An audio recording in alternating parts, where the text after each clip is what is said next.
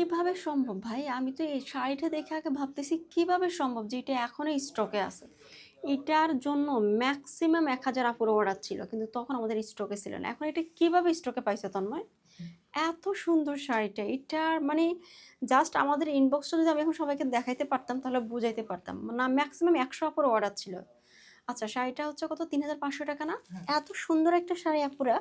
এটা অর্ডার থাকার কারণও আছে। মানে একদম ডিপ একটা মেহেদি কালারের মধ্যে তো একদম কপার গোল্ড কালারে কাজ করা। দেখো আপুরা বডির কাজটা দেখো। স্টোনের কাজ করা, চিকন গোল্ডেন সুতার কাজ করা, ফেব্রিকটা একদমই সফট বডির সাথে মিশে থাকবে।